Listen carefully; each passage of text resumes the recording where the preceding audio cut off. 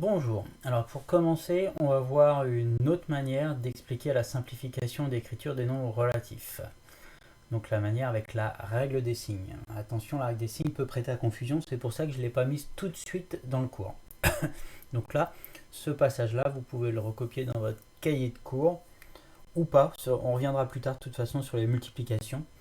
Mais ça peut être plus simple pour certaines personnes. Attention à ne pas mélanger par contre avec les additions et soustractions.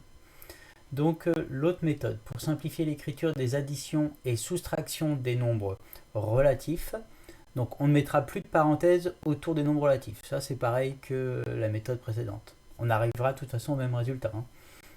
Donc on n'écrira plus le signe plus devant le premier terme s'il est positif. Le premier terme d'une somme, s'il est positif, si ça avait été plus 7, on aurait laissé 7.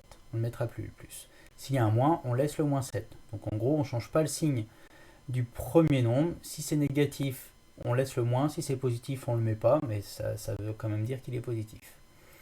Et la deuxième chose, on ne peut pas écrire deux signes qui suivent. Donc quand on retire toutes les parenthèses, il y aura deux signes qui suivent ici.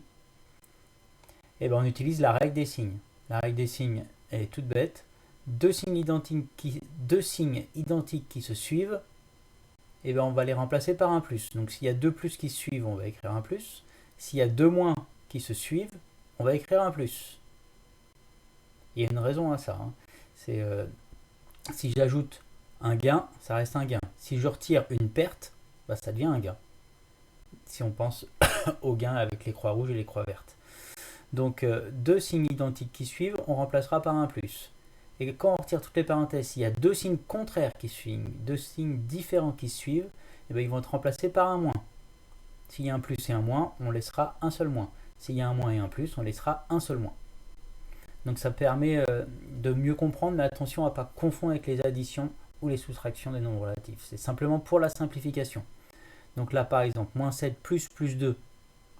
Si je retire tout, je vais avoir deux signes plus qui suivent, donc je vais écrire un seul.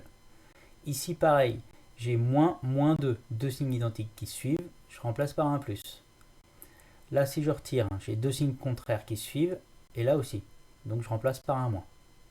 Et ensuite je fais les calculs, moins 7 plus 2, ça me donne donc une perte de 7, un gain de 2, ça me fait une perte de 5, moins 7 plus 2, pareil, moins 7 moins 2, moins 9, moins 7 moins 2, moins 9. Donc en fait dans les 4 calculs, il n'y a que 2 calculs. Avec la simplification, ça revient à faire 2 seuls calculs.